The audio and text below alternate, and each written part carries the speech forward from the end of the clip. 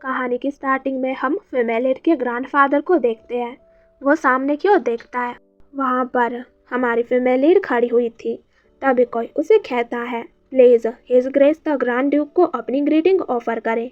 और तभी हम हमारी फीमेल लीड को देखते हैं जिसके पिंक हेयर थे, और वो बैठा पर्सन घबराते हुए ग्रैंड ड्यूक की ओर देखता है।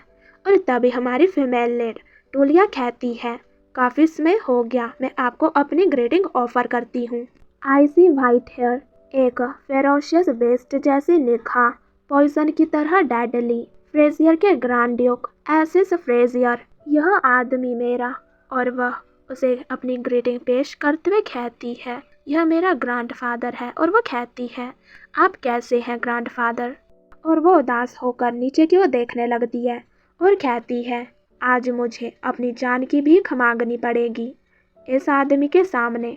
और वो कहती है, मैं टोलिया फ्रेजियर, ग्रैंडफादर, आज मुझे आपसे कुछ कहना है। मैंने पहले ही खुद को प्रिपेयर कर लिया है। तभी मेड घबराते हुए कहती है, लेडी। पर उसका ध्यान उस मेड की बातों पर नहीं जाता। वो तो मन ही मन सोच रही थी, मैं घुटनों के बल बैठ जाऊंगी और ऐसे जीने की भीख मांगूंगी जैसे कि मैं मर गई हूँ। और वो तभी कहती है, ग्रैंडफादर, मेरे पास कहने के लिए कुछ है। मैं बस यही कहना चाहती हूँ कि आप मुझे जीने दीजिए। यह सुनकर वो थोड़ी देर उसकी ओर देखता है और अपनी फिंगर को ऊपर की ओर उठाने लगता है। और इससे पहले ही वह गुस्से में उस पर चिल्लाते हुए कहने लगती है, क्या आपको लगता है कि आप अकेले ही अच्छा जीवन जी सकते हैं। और तभी सडन कुछ गिरने की आवाज़ आती है और एकदम सन्नाटा छा जाता है। वो तो एक जगह ही स्थिर हो जाती है। मेड्स घबराते हुए उसे देखने लगती हैं, बल्कि सारे ही उसकी ओर देखने लगते हैं। वो मन ही मन कहती है, क्या मैंने अभी क्या कहा। तभी सिस्टम उसे वार्निंग देता है और कहता है, आपकी रेपुटेशन डेंजरस लेवल तक गिर गई है। वह और भी ज़्यादा घबरा जाती है और कहती है सिस्टम से, अभी तुमने क्या कहा। तभी सिस्टम कहता है, आपके लिए टिप, पर्सनैलिटी पेनल्टी एक्टिव। अब आप सिर्फ वही बातें कहेंगे जो दूसरे पक्ष की शत्रुता को बढ़ाए। वो कहती है, एक पेनल्टी। उसका हाथ ट्रेंबल करने लगता है। तभी उसका ग्रैंडफादर उसे कहता है, टूलिया फ्रेजियर, क्या आपको लगता है कि आप अकेले ही अच्छा जीवन जी सकते हैं। क्या आप मुझसे यह कह रहे हैं। उसका सीरियस लुक देखकर उसकी आंखों में तो आंसू आने लगते हैं। वह और भी ज़्यादा कांपने लगती है और वह कहती है, मैं टोलिया फ्रेजियर, मैं इस हेलिस डिफ़िकल्टी लेवल पर कैसे सरवाइव कर पाऊंगी। लालत है इस गेम में। मैं इस गॉड डैम गेम में एक ट्रांसमाइग्रेटर हूँ। वह गेम जो मैं वर्षों से लगातार खेल रही थी, वह गेम रिलीज होते ही सनसनी बन गया। और इस गेम की विलेनेस टूलिया फ्रेजियर, वह काफ़ी प्रेटी थी, पर उसका व्यक्तित्व काफ़ी खराब था। और यह बहुत ही खराब बात है, उसने फीमेल लीड कोरिको को परेशान किया, जो प्रोस्पेक्टिव डॉटर इन लॉ के रूप में ग्रैंड ड्यूक की फैमिली में आई थी। वह एक खलनायिका थी जिसे हर मोड़ पर नज़रअंदाज किया जाता था और हरास किया जाता था। वह एक सेल्फिश, क्लास ऑब्सेस्ड सोशियोपैथ होने का दिखावा करती थी। वह एक ऐसी पात्र थी जिसने गेम के अंत तक कभी भी अपने व्यक्तित्व में कोई सुधार नहीं किया और अंत तक बुरे कर्म करना जारी रखा, चाहे वो कोई भी रास्ता अपना ले। केवल ब्लडी ड्राइनिंग, खूनी तरीके से डूबना ही उसका इंतजार कर रहा है। और यह कहते कहते वह ब्रेड के टुकड़े को बाइट करती है और पाउट बनाते हुए कहती है, लेकिन मुझे इस शानदार कचरे के टुकड़े को ही क्यों पोजेस करना पड़ा। और यह कहते कहते वह सदमे में चली जाती है और कहती है, क्या यह रियल है। और तो और एवन टोलिया मार्क्वेस की डॉटर है। करंटली अभी वह भिखारी से भी बदतर जीवन जी रही है। और वह उस प्लेट में उस ब्रेड को देखती है, कठोर ठंडी रोटी HP -1। और इससे मुझे लगता है कि मेरा पिछला जीवन बेहतर था, लेकिन मेरे पिछले जीवन में भी मैंने पूरी तरह से बर्बाद जीवन जिया, जो इससे ज़्यादा अलग नहीं था। मेरी माँ और सौतेले पिता एक के बाद गुजर गए। और उसके सौतेले भाई उसे कहने लगते हैं, हान इना, यदि आप फिर से भागे तो आप मर जाएंगे। मेरे सौतेले भाई बहन, जो मेरे कानूनी रूप से भाई बहन हैं, उनके द्वारा मुझे बार बार अजीब ब्लाइंड डेट्स पर जाने के लिए मजबूर किया जाता था। और तभी मेरा कार एक्सीडेंट हुआ और जब मैं जागी तो मैं इस गेम में टोलिया बन चुकी थी। इस बात को एक तरफ रखते हुए इस दर पर तो मैं या तो ठंड से मर जाऊंगी या भूख से। और मैं मार्क्वेस की बेटी हूँ, पर मार्क्वेस क्या कर रहा है? और टोलिया की मदर की एक अन्य व्यक्ति के साथ भागते हुए एक दुर्घटना में मृत्यु हो गई। और इसके बाद मार्क्वेस फ्रेजियर पहले से बाहर निकला और बॉर्डर की ओर चला गया, मानो वह किसी भी चीज को देख नहीं सकता था। उसने अपनी बेटी की उपेक्षा की और अपने बच्चे के भरण पोषण के लिए एक पैसा भी नहीं भेजा। इसलिए ही यह स्वाभाविक ही था कि उसने वर्षों से टूलिया को अपना चेहरा नहीं दिखाया था। और वह अपने हाथ में पकड़ी उस पेंटिंग को देखते हुए कहती है, क्या यह टूलिया के लिए जन्मदिन का उपहार है जो गेम में मेंशन किया गया था? वह आदमी जो खुद को मेरा फादर कहता है सोचता है कि जन्मदिन के उपहार के लिए एक पेंटिंग ही काफी है, यहाँ तक कि एक बधाई या आई लव यू भी नहीं। मेरे पिछले जीवन में जब मेरी मदर ने दोबारा शादी कर ली थी तो मुझे अपने सौतेले पिता के घर में बहुत ही मुश्किल से चलना पड़ता था और मैं अपना ध्यान अकेले ही रखती थी। क्या टोलिया भी मेरी ही जैसी सिमिलर सिचुएशन में है? मेरी तरह ही उपेक्षित और अनदेखा, भले ही मैं सप्ताह में 7 बार खाना खाती हूँ, फिर भी मैं इस तरह नहीं रह सकती। मेरा दोबारा मरने का कोई इरादा नहीं है, मुझे कोई रास्ता ढूंढना होगा। और तभी सडन उसके सामने सिस्टम अपीयर होने लगता है। वह उस चीज को देखते हुए कहती है, यह क्या है? सिस्टम कहता है, टूलिया फ्रेजियर, ओवरऑल इवैल्यूएशन F। आपकी मेन क्वेस्ट ट्रिगर हो गई है। आप ट्रैश हैं, आपके पास न पैसा है न किस्मत, और सब आपसे नफरत करते हैं। एक्सपेक्ट एक पर्सन को छोड़कर कोई भी आपसे प्यार नहीं करता। और आपका गोल है रियल वन के अपीयर होने से पहले आपको अपना ग्रेड F से A करना है। वो हैरानी से देखते हुए कहती है, ये क्या है? और उसमें लिखा था, आपने उस हैंडसम मैन को वो ब्रांड क्यों दी? ये क्वेस्ट विंडो, ये मेरी पास्ट लाइफ का गेम है। यह देखकर वो चौंक जाती है और कहती है, क्या मैं ट्रैश हूँ? और ये क्वेस्ट क्या है? क्या तुम चाहते हो कि मैं ऐसा करूँ? वो कहती है, क्या मैं टोलिया के स्टैट्स बढ़ाऊँ? पर्सनैलिटी -10, स्किल -10 और वेल्थ -9, और उसका लक तो बिल्कुल ही 0 है। उसका ओवरऑल एवेल्यूएशन F है। ये कितने टेरिबल स्टैट्स हैं। और वो सिस्टम से कहती है, रियल वन से तुम्हारा मतलब यह तो नहीं है कोरिको, तो क्या आप? मुझे नहीं पता कि इसमें क्या है, लेकिन फीमेल कोरिको के आने में शायद ज़्यादा समय नहीं है, और इतने समय में ग्रेड A तक पहुंचना यह तो किसी भी तरह संभव नहीं है। और तभी एक लाइट फ्लैश होती है और वो कहती है, हाँ। तभी सिस्टम कहता है, हान एना, एक 9 वर्षीय अनुभव खिलाड़ी जो कार दुर्घटना का शिकार हुई और असफल होने पर मानो एक गेम में ट्रैश की तरह व्यवहार करने वाली विलेनेस को पोजेस किया। और सिस्टम कहता है, यह एक बार फिर। और तभी वह पूरी तरह से लाल हो जाता है और वह कहता है, तुम मर जाओगी। और वह सिस्टम की ओर डरते हुए देखकर कहती है, यह तो इनसेन है, मुझे ऐसी सिचुएशन में डाल दिया है जहां उसकी मौत हो सकती है।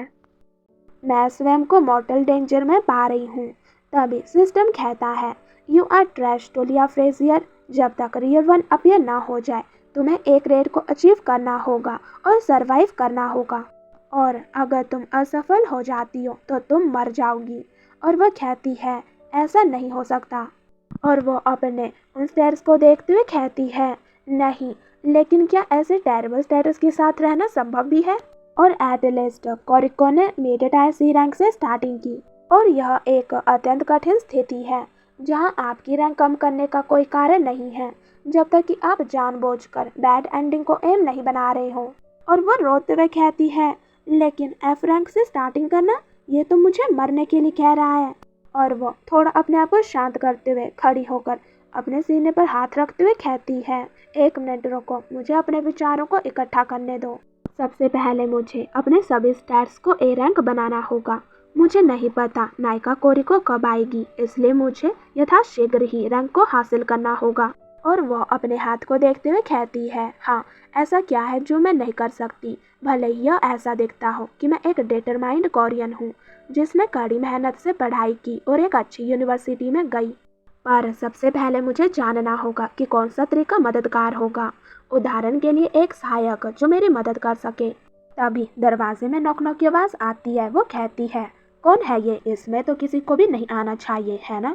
तभी वो थोड़ा परेशान होते हुए पूछती है, कौन है? और तभी वो पर्सन अंदर आते उसे कहने लगता है, हे टैड्रिक आए तुम्हें बुला रहा है, तुम जल्दी से बाहर क्यों नहीं आ रही हो? वो उसे देखते हुए कहती है, क्या? अगर यह टैड्रिक है तो यह टोलिया का कजिन है, पर वो यहाँ इतनी दूर क्यों आया है? विस्काउंट लेलियस टोलिया के फादर मार्किस फ्रेजर का छोटा भाई, टैड्रिक लेलियस का सन है, और टोलिया और टैड्रिक तो स्वॉन एनिमीज हैं।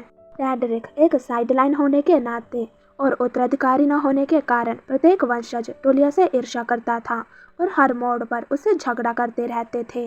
दूसरी ओर वह कोरिको के प्रति असीम दयालु था, एक एंजेलिक जैसा करैक्टर जो हमेशा नायिका का पक्ष लेता था, पर अब तो कोरिको यह है भी नहीं, तो इसका मुझसे क्या काम है? तभी टैड्रिक हंसने लगता है और कहता है, यह पुअर स्मेल, क्या यह सचमुच ऐसी जगह है जहाँ लोग रहते हैं?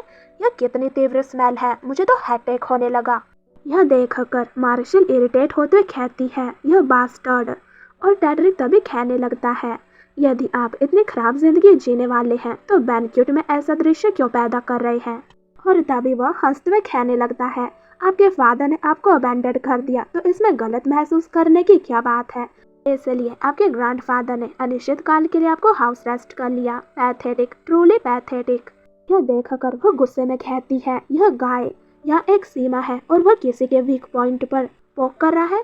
इस क्षण मुझे याद आया कि टोलिया विलेनेस क्यों बनी। यह सब इसके जैसे लोगों के उत्पीड़न के कारण हुआ। जब मैंने कोरिको के रूप में खेला तो मुझे समझ नहीं आया। कोरिको के आसपास फ्रेजर फैमिली के सदस्य टोलिया को छोड़कर सभी लोग अच्छे थे, लेकिन टोलिया की स्थिति का डायरेक्ट एक्सपीरियंस करते हुए एक अबैंडन्ड लेडी के रूप में हर दिन का उत्पीड़न और कोल्ड ट्रीटमेंट, ऐसा कुछ होने के बाद कौन कठोर नहीं हो जाएगा? बल्कि मुझे टोलिया के सभी इविल डेड्स समझ में आने लगे हैं। और क्या हीरोइन का बफ ऐसे लड़कों को सुधार सकता है? और तभी टैड्रिक उस पर चिल्लाते हुए कहता है, तुम मुझे अपनी इन चौड़ी आंखों से क्यों घूर रही हो? अपनी आंखें नीचे करो। पर वो उसे गुस्से में घूरती है और उस फौर की ओर हाथ बढ़ाते हुए कहती है, मैं गलत थी। इस तरह के लोगों को सुधारना कोई बड़ी समस्या नहीं है। ये बदमाश, इसे पिटाई की ज़रूरत है। और वो उस फौर को उसके सामने कर देती है, जिससे वो भी डर से घबराते हुए उसे कहता है, अब तुम क्या कर रही हो? और वह उसे डरा हुआ देखकर अपने मन में कहती है, क्या तुमने सचमुच सोचा था कि मैं तुम्हें स्टैब कर दूंगी? टोलिया ने इस आदमी के हाथ पर एक बार फोर्क मारा था। लगता है इसे वो बात अच्छी तरह याद है और वो उसे कह रहा था, क्या तुम अभी रुक नहीं सकती? इसे छोड़ दो। पर वो उसे देखते हुए कहती है, मैं इसे फिर से स्टैब करना चाहती हूँ, लेकिन ऐसी स्थिति में मेरी पर्सनैलिटी भी मेरे आंकड़ों के लिए मायने रखती है, पर यह कोई बुद्धिमानी भरा निर्णय नहीं है। अभी तो मुझे इंतजार करना पड़ेगा। और टैड्रिक के यहाँ आने का मतलब है कि वह व्यक्ति भी आएगा। और वो अभी भी उस फौर को देखकर डर रहा था, पर तभी वो उसे देखकर हंसते हुए कहने लगता है, अंततः आपको अपनी जगह का एहसास हुआ। और वो उसके पास आकर उसकी ओर पॉइंट करते हुए कहता है, हाँ बिल्कुल सही, चाहे आप कितना भी संघर्ष करें, आप फिर भी एक बास्टर्ड चाइल्ड ही रहेंगे। और वो उसे आगे कहता है, आपकी माँ और उस नोबल मैन ब्रदर अफेयर से पैदा हुआ एक नाजायज बच्चा। उसकी ऐसी घटिया बातों को सुनकर वह अपने आप को कंट्रोल करते हुए मन ही मन कहती है, बी पेशेंट, पेशेंट रखो टोलिया, तुम ये कर सकती हो, बस थोड़ा और। तभी उसका फादर भी उसके पीछे आ जाता है और वो उस पर चिल्लाते हुए कहता है, टैड्रिक फ्रेजर, क्या तुम अपनी कजिन से ऐसी बात करते हो? और तभी वो उसे देखते हुए कहती है, वह आ गया, टैड्रिक का फादर विस्काउंट लेलियस। पर टैड्रिक अपने फादर को इस तरह गुस्से में देखकर टोलिया की ओर पॉइंट करते हुए कहता है, लेकिन इसने मुझे सबसे पहले फॉर्क से मारने की कोशिश की। और टोलिया उसे देखकर मन में कह रही थी, मुझे पता था लेलियस आएगा, क्योंकि वह हमेशा टैड्रिक के साथ रहता है, लेकिन वह इतना क्रोधित क्यों है? और दूसरे साइड वह अपने फादर से कह रहा था, मेरी मदर ने मुझे बहुत ही प्रेशियस तरीके से पाला है और इस साधारण लड़के की हिम्मत कैसे हुई? पर इतना कहते ही उसका फादर उसके चेहरे पर एक जोरदार थप्पड़ मार देता है, जिससे वह भी शॉक हो जाती है और कहती है, ओ, यह घटनाओं का एक अप्रत्याशित मोड़ है। और वो तो अपने फादर को शौक में देख रहा था। और तभी उसका फादर कहता है, टैड्रिक फ्रेजियर।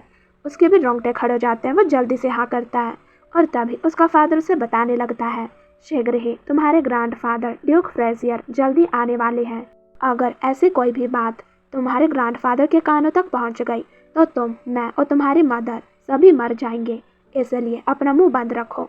वो भी फ्लिंच हो जाता है और कहता है, अचानक ग्रैंडफादर और वो भी इस ओल्ड फैशन एस्टेट में, और उसका फादर कहता है शायद इस फ्रेजर बैंक्वेट के कारण, और वो भी उनकी बातें सुनते हुए कहती है क्या उन्होंने अभी फ्रेजर बैंक्वेट कहा, और वो कहती है फ्रेजर बैंक्वेट तो एक ग्रैंड बैंक्वेट है जिसमें फ्रेजर फैमिली के सभी सदस्य एकत्रित होते हैं, लेकिन बैंक्वेट तो आमतौर पर ड्यूक के कास्टल पर आयोजित किया जाता है जो मेन रेजिडेंस है। तो फिर ड्यूक डेल्टे कास्टल आने की जहमत क्यों उठाएगा जहाँ टोलिया रहती है। और इसके अलावा मुझे पता है कि ड्यूक ने एक बार भी टोलिया को विजिट नहीं किया है। और तभी लेलियस टर्न होते हुए टोलिया की ओर देखते हुए कहता है वैसे भी अपने मुंह पर नियंत्रण रखना सबसे अच्छा होगा, और टोलिया मेरे पास तुम्हें देने के लिए कुछ है। और तभी उसे वह ड्रेस दिखाते हुए कहता है यह एक ड्रेस है, इसे पहनो और बैंक्वेट में आओ, क्योंकि ड्यूक को शेबी अपीयरेंस बिल्कुल भी पसंद नहीं है। और वो उस उपहार को देखते हुए कहती है यह देखने में बहुत एक्सपेंसिव लग रहा है, पर यह आदमी विशेष रूप से यह उपहार टोलिया को क्यों दे रहा है। और तभी वह उसके कंधे पर हाथ रखते हुए कहता है चिंता मत करो, यह बिना किसी कारण के कोई दिया गया भारी उपहार नहीं है। और एक क्रीपी स्माइल के साथ कहता है वैसे भी आपके फादर बाद में यह सब चुका देंगे, और हालांकि आप जानते हैं कि आपके अंकल की फाइनेंशियल सिचुएशन अभी अच्छी नहीं है ना, और मैंने सुना है कि आपके नाम पर कुछ ज़मीन के दस्तावेज हैं, उन्हें गिरवे रखकर इस्तेमाल करने का क्या विचार है, फिर आप भविष्य में जितनी चाहें उतनी चीज़ें खरीद सकती हैं। और वो उसकी बातें सुनकर कहती है हाँ ऑफ कोर्स मैं जानती थी कि यह एक ट्रैशी थीफ है। गेम में टोलिया ने नीलियस की बातों पर विश्वास किया और ह्यूज अमाउंट पर मनी को बोरो किया, लेकिन उसके फादर मार्क्यूस फ्रेजर को टोलिया में ज़रा भी दिलचस्पी नहीं थी, और गेम के लेटर हाफ में लिलियस ने भी उससे मुंह मोड़ लिया, वो भी उसे भारी कर्ज में छोड़कर। और फिर भी टोलिया को उम्मीद थी कि उसके फादर ही उसकी देखभाल करेंगे। और हम ओरिजिनल टोलिया को देखते हैं जो कह रही थी मार्क्यूस फ्रेजर को मेरी थोड़ी तो परवाह होगी है ना, वह मुझे इस कर्ज के पहाड़ से रेस्क्यू कर लेगा। और हमारी फीमेल लीड कहती है पर मुझे पता है कि बेचारी टोलिया में किसी को भी कोई दिलचस्पी नहीं थी, यदि मैं इसे ऐसे ही स्वीकार कर लूँ तो मैं अपना ए रैंक बरकरार नहीं रख पाऊंगी और मुझे तुरंत ही बैंकरप्टी का सामना करना पड़ेगा। नहीं, मुझे इसे रोकना होगा। मैंने लिलियस को एक सहयोगी के रूप में भी सोचा था, लेकिन मैं ऐसे किसी भी व्यक्ति से उम्मीद नहीं कर सकती जो मुझसे पैसे ऐंठने की कोशिश कर रहा हो, मेरी मदद करने की नहीं। और यदि ऐसा है तो इसके बजाय, और वह कहती है अगर वह अब यहाँ आ रहा है तो टोलिया के ग्रैंडफादर ड्यूक फ्रेजियर, यदि वह ऐसा व्यक्ति है जिसे कम से कम टोलिया का उपयोग करने की आवश्यकता नहीं है, तो वह लेलिया से कहीं बेहतर हो सकता है। तो आइए अभी के लिए ड्यूक फ्रेजियर को ही जीतने की कोशिश करें।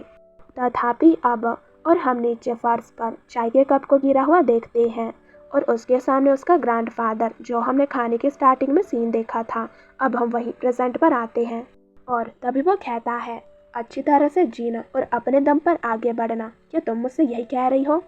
वह घबरा जाती और अपने मन में कहती है क्या मैंने कोई गलत चुनाव किया, मैंने पहले कभी ऐसा दृश्य नहीं देखा था। और वो अपने मुंह को अपने हाथों से कवर करते हुए कहती है यह क्या हो रहा है। वह शांत होकर अपने मन में सोचती है इसमें एकमात्र व्यक्ति जो मेरे मन को शांत कर सकता है वह है ग्रैंड ड्यूक फ्रेजिया। मैंने खुद को तैयार किया और अपना संकल्प मजबूत किया, मैं ग्रैंड ड्यूक को जीत लूंगी और अपनी जान की भीख मांगूंगी। पर लेकिन क्यों, उसने कहा था कि आपको लगता है कि अकेले अच्छा जीवन ही सब कुछ मैटर करता है। और सडन यह रियलाइज करके उसने क्या बोला और अपने मुंह पर हाथ रख लेती और कहती है क्या मेरे मुंह ने यह शब्द अपने आप ही निकल गए। और तभी कोई उसका नाम पुकारता है तो वह उसका ग्रैंडफादर था और कहता है टोलिया फ्रेजियर, क्या आप अभी यही कह रहे थे। वो कांपने लगती है और कहती है नहीं, मैं बस यह पूछने चाह रही थी कि क्या आप मेरी गेंद हटा सकते हैं, मेरा यह मतलब बिल्कुल नहीं था। पर तभी उसे स्टेटस विंडो की आवाज़ आती है, वो कहती है अब इस बार क्या होगा। सिस्टम उसे कहता है आपकी पर्सनैलिटी के कारण आप केवल वही बातें कह पाएंगे जो आपके प्रतिद्वंदी में अधिकतम शत्रुता भड़काएं। और तभी सडन उसे एक और वार्निंग आती है, सिस्टम कहता है आपकी रेपुटेशन क्रिटिकल लेवल तक गिर गई। यह देखकर वो कहती है अब क्या, वेट, तो मैं अपने पर्सनैलिटी के कारण इतने रूड तरीके से बात कर रही हूँ।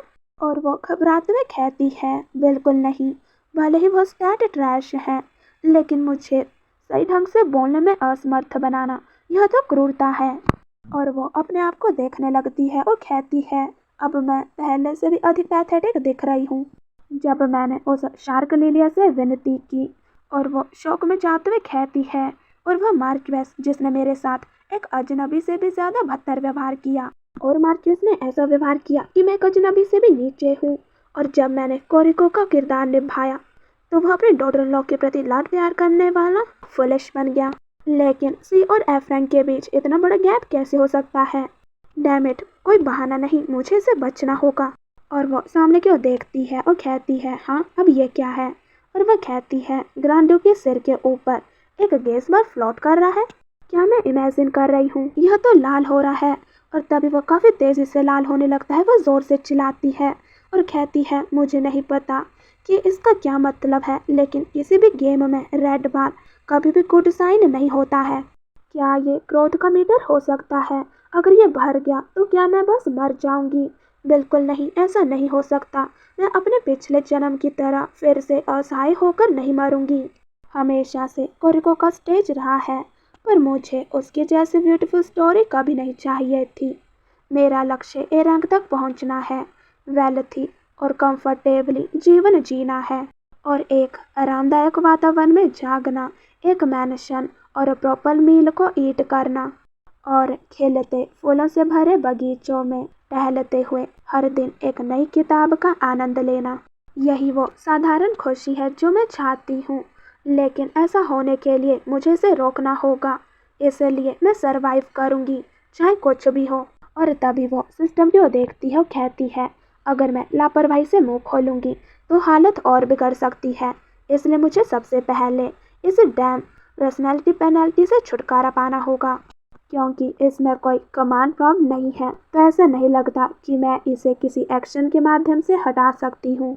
सिस्टम कहता है, पर्सनैलिटी पेनल्टी के कारण आपके शब्द स्वतः ही सर्वाधिक शत्रुता को जन्म देंगे। वो कहती है, तो क्या मुझे पर्सनैलिटी स्टैट को बढ़ाने की कोशिश करनी चाहिए? लेकिन क्या मैं इसे अभी बढ़ा सकती हूँ? पर कैसे, किस मेथड से? तभी सिस्टम सडन जवाब देता है, आप अपने कॉइन का यूज़ अपने स्टैट को इंक्रीज करने के लिए कर सकती हो। अभी करंटली आपके पास 1000 कॉइन है।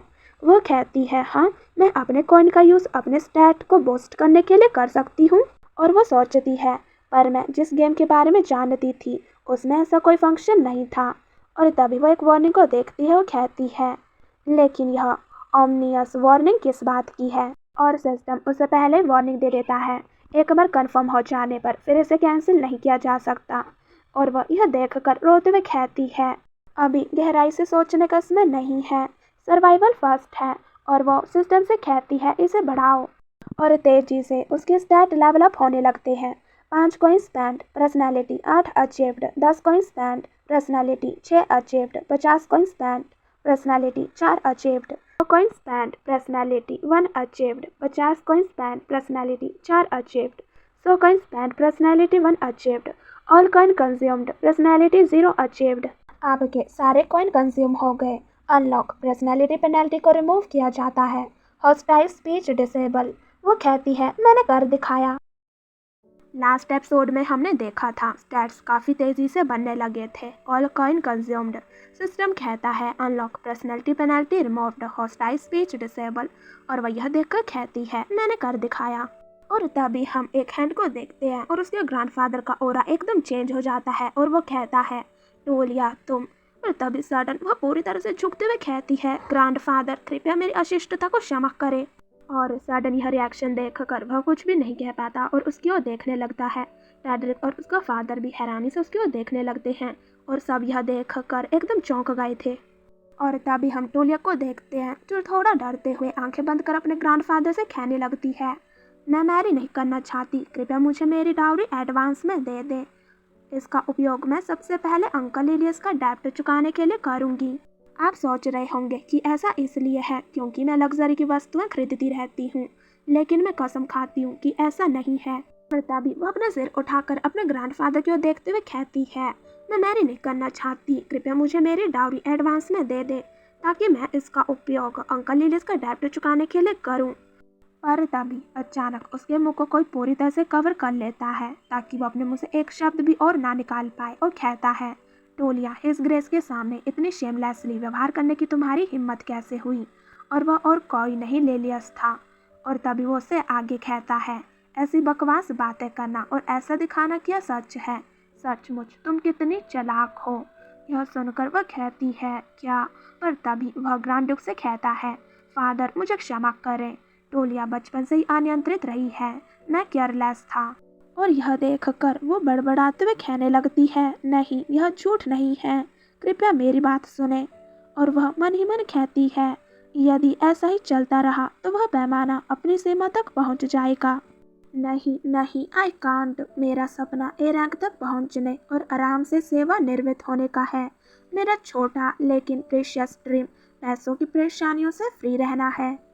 और तभी ग्रैंड ड्यूक की आवाज़ आती है, वो कहता है, उसे जाने दो। यह सुनकर वह हैरानी से उसकी ओर देखने लगते हैं। वह कहती है, वह असल में क्या मेरी बात सुन रहा है? लेलियस परेशान होते हुए कहता है, क्या? लेकिन टोलिया। पर तभी वो फिर से कहता है, मैंने कहा उसे जाने दो। और वो कहती है, वह गेज बार वह फीकी पड़ रही है, क्या वह वर्क कर रहा है? और लेलियस घबराते हुए कहता है, यस फादर, मुझे क्षमा करें।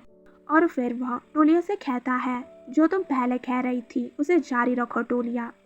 और वो मन ही मन कहता है, ग्रैंड ड्यूक अचानक टोलिया की बात क्यों सुन रहा है? यह सुनकर उसकी आंखों में शाइन आ जाता है और वो कहती है, मुझे नहीं पता क्यों, लेकिन यह चांस दोबारा नहीं आएगा। और तभी वो अपने घुटनों के बल झुकते हुए आंखें बंद कर कहती है, थैंक यू ग्रैंडफादर। जैसा कि मैं कह रही थी, मैं अपनी डाउरी से अंकल इलियस का डेब्ट चुका दूंगी और शांतिपूर्वक जीवन बिताते हुए इस संसार से विदा हो जाऊंगी। सिर्फ अपने लिए नहीं, मैं रेंडेल मैनर के नौकरों की देखभाल करूंगी और अपनी गरिमा को बनाए रखूंगी। और यदि आप मर्जी करें तो क्या आप मुझे उस इंडेफिनिट कन्फाइनमेंट से मुक्त कर देंगे? और वह कहती है, प्लीज़ ग्रैंडफादर। और वहाँ से कोई भी आवाज़ नहीं आती।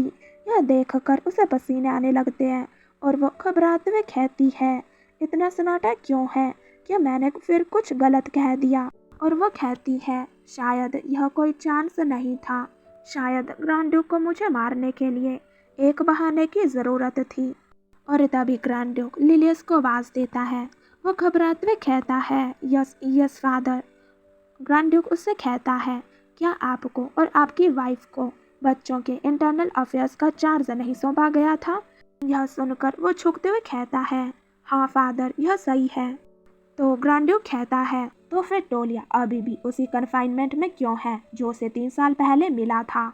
और वह यह कैसे मान रही है कि 1 महीने के कारावास को अनिश्चित काल के लिए घोषित कर दिया गया? क्या यह तुम्हारा काम था? उनकी यह बातें सुनकर वह चौंकते हुए कहती है, क्या? तो वह आदमी पूरस में झूठ बोलता रहा। यह अनिश्चितकालीन कारावास नहीं था, बल्कि सिर्फ 1 महीना। और सजा 3 साल पहले हुई थी, फिर भी यह अभी भी जारी है। टोलिया, जो पहले से ही अभाव से पीड़ित थी, उस कन्फाइनमेंट ऑर्डर के कारण लिलियस पर दयनीय रूप से निर्भर हो गई। और यह सब लिलियस के परिवार के झूठ के कारण था। और प्रेजेंट में लिलियस ग्रैंड ड्यूक से कहता है, ऐसा लगता है कोई गलतफहमी हो गई है फादर। पर तभी ग्रैंड ड्यूक उसे कहता है, तो क्या आप यह कह रहे हैं कि टोलिया फ्रेजियर ने स्टोरेज सेट को रेंडेल मैनर समझ लिया था? यह सुनकर वह हकलाते हुए कहने लगता है, वह आप ही तो है ना, आपने कहा था कि उसकी कैद इसलिए जारी है क्योंकि वो परेशानी पैदा करती है। और उसने कथित तौर पर शेड में रहने की धमकी दी और गुस्सा दिखाया। और वह कहती है, तो यह रेंडेल मैनर भी नहीं है। मैंने सोचा ऐसा इसलिए है क्योंकि ग्रैंड ड्यूक स्वयं यहाँ आए हैं। और तभी लिलियस कहने लगता है, यह गलतफहमी होगी फादर, न तो मैंने और न ही मेरी वाइफ ने टोलिया को कभी बताया कि यह रेंडेल मैनर है, और न ही हमने कभी कहा कि उसका कारावास अनिश्चित था। और तभी वह मुड़ते हुए टोलिया से कहता है, तुम ऐसे क्यों मान रही हो? तुमसे किसने झूठ बोला? बोलो, तुम्हारा अंकल उन्हें सबक सिखाएगा। तभी फीमेलिड कहती है, टोलिया एक विलन और पीस ऑफ ट्रैश उसके आसपास भी नहीं। और वह उससे कहती है, आप सचमुच उन्हें सबक सिखाओगे? वह कहता है, बिल्कुल। वह उसकी बातों को याद करती है। वह कह रहा था, तुम सचमुच रियल पीस ऑफ ट्रैश हो। और वह कहती है, अब समय आ गया है कि मैं आपको दिखाऊं कि मैं क्या कर सकती हूँ। और वह सब बताने लगती है जो टेड्रिक उसे कह रहा था। तुमने बैंक्वेट में ऐसा दृश्य क्यों बनाया? तुम्हें तुम्हारे फादर ने अबेंडन कर दिया, तो इसमें नाराज होने की क्या बात है? और अचानक ये बातें सुनकर घबराते हुए लिलियस उसकी ओर देखने लगता है, पर वो अभी भी नहीं रुकती और बताती है, इसलिए हिज ग्रेस ने अनिश्चितकालीन कारावास का आदेश दिया। Pathetic, truly pathetic. और अपनी जगह जानो, कितनी भी मुश्किल क्यों ना हो, तुम बस एक बास्टर्ड हो, एक बारबेरियन प्रिस्ट के साथ आपकी मदर के अफेयर से पैदा हुआ एक बास्टर्ड। टेडरिक कांपने लगता है। वो कहता है, वह तुम पूरी तरह से पागल हो। और वह चिल्लाते हुए कहता है, तुम। और तब ही ग्रैंड ड्यूक चिल्लाते हुए कहता है, टेडरिक फ्रेजियर। ग्रैंड ड्यूक का यह ऑरा देखकर लिलियस के पैर लड़खड़ा जाते हैं। टेडरिक कहता है, ग्रैंडफादर। पर तभी ग्रैंड ड्यूक कहता है, अगर हिम्मत है तो दोबारा कहो। यह सुनकर वह डर से कांपने लगता है और रोते हुए कहता है, नहीं मैं। और फिर कहता है, यह गलत फहमी है। यह होता देखकर टोलिया के चेहरे पर एक स्मर्क स्माइल आती है और वो कहती है, आइए देखें कि यह आपको कैसा लगता है। You real piece of trash. प्रत्येक प्रतिष्ठित नोबल फैमिली के पास एक ज्वेल होता है जिसे आगे बढ़ाया जाना चाहिए। और जब फ्रेजियर फैमिली के सदस्य सामाजिक जीवन में पदार्पण करते हैं, इसके साथ ही उन्हें एक अति सुंदर और महंगा पेंडेंट भी मिलता है। और हाँ, टेडरिक कोई एक्सेप्शन नहीं था। और हम टेडरिक को देखते हैं जो डर से कह रहा था, ग्रैंडफादर। और तभी ग्रैंड ड्यूक कहता है, टेडरिक फ्रेजियर। और वो उस पेंडेंट को उसे छीन लेता है, जिससे वो दर्द में चिल्लाता है। पर ग्रैंड ड्यूक कहता है, अभी के लिए मैं आपसे फ्रेजियर ऑनर छीन लूँगा जो आपको दिया गया था। पर टेडरिक कहता है, ग्रैंडफादर। पर ग्रैंड ड्यूक तभी टूलिया की ओर देखता है और उसे कहता है, टूलिया फ्रेजियर। वो भी जल्दी में हाँ करती है। और ग्रैंड ड्यूक कहता है, आज से आप मेन रेजिडेंस एस्टेट में निवास करेंगे। यह सुनकर उसके शब्द लड़खड़ाने लगते हैं। वो कहती है, मैं मेन एस्टेट में। और वो कहती है, ग्रैंड ड्यूक के विजिट के बाद बहुत कुछ बदल गया। सबसे उल्लेखनीय परिवर्तन फादर सन की जोड़ी लिलियस और टेडरिक का डिसअपियर होना, जो बिना किसी कारण या तर्क के टूलिया को ढूंढता था, उसे नीडल या प्रवोक करता था। संभवतः उन्होंने चुप रहने और अपने कार्यों पर विचार करने का निर्णय लिया जब तक ग्रैंड ड्यूक का क्रोध शांत नहीं हो जाता। और हालांकि जहाँ तक मेरी बात है, और तभी हम एक ब्यूटीफुल से काफ़ी बड़े मैंशन को देखते हैं जो फ्रेजियर ग्रैंड ड्यूकल हाउस का मेन एस्टेट था। वो उसे देखते हुए कहती है, वाव, तो यह है ग्रैंड ड्यूक का रेजिडेंस। और टोलिया अपना सारा सामान लेकर वहाँ पहुँच जाती है और दूर से उस मैंशन को देखते हुए कहती है, जब इसे प्रत्यक्ष रूप से देखा जाता है तो यह बहुत विशाल है और ऐसा लग रहा है कि मैं किसी तरह इस गेम की सीमाओं के भीतर जीवित रहने में कामयाब रही हूँ। और वह उस मैंशन पर आते हुए एक कमरे पर आती है और उसे देखते हुए कहती है, वाओ। और बहुत ज़्यादा खुश हो जाती है। कहती है, क्या यह सचमुच मेरा कमरा है? और बहुत ज़्यादा खुश होने लगती है। और तभी वो पीछे खड़ा पर्सन कहता है, हाँ यह सही है मिस टोलिया। और टोलिया बहुत ज़्यादा खुश होते हुए कहती है, यह कितना ब्यूटीफुल है। पर क्या इतना शानदार कमरा होना, वो भी मेरे लिए, क्या ठीक होगा? इस पर वो कहता है, कृपया अपने आप को यहाँ घर जैसा महसूस करें और इसे अपना समझें। ल्यूक केल फॉसर, ग्रैंड ड्यूक का प्रत्यक्ष सहायक। और वो उसे कहती है, धन्यवाद ल्यूक। जैसे ही मेरी कैद खत्म हुई, मुझे इतना बड़ा कमरा दे दिया गया। ग्रैंड ड्यूक सचमुच उदार हैं। और उन्होंने अपने सहायक ल्यूक को मुझे सब कुछ दिखाने के लिए नियुक्त कर दिया। क्योंकि वह इतने उदार हैं, इसलिए यह बहुत अच्छा होगा कि वह बजट भी प्रदान करें। और यह कहकर वो मन ही मन काफ़ी क्लेवर स्माइल कर रही थी। और टोलिया के मुंह से इतनी अच्छी बातें सुनकर ल्यूक के चेहरे पर भी स्माइल आ जाती है। और तभी ल्यूक कहता है, और मिस टोलिया, एक और बात है जो मुझे आपसे कहनी है। और यह सुनकर टोलिया उसकी ओर पलट जाती है। तभी वो कहता है, यह कुछ ऐसा है जो आपको हाउस का हेड दे रहा है। और वो कहती है, हाँ, ग्रैंड ड्यूक की तरफ से। और वह उसे लेते हुए देखने लगती है और परेशान होते हुए अपने मन में सोचती है, क्योंकि उसने मुझे अभी तक पूरी तरह से माफ़ नहीं किया है, तो क्या यह किसी प्रकार का वार्निंग लेटर है जो मुझे सही तरह से व्यवहार करने के लिए कह रहा है, या कुछ और।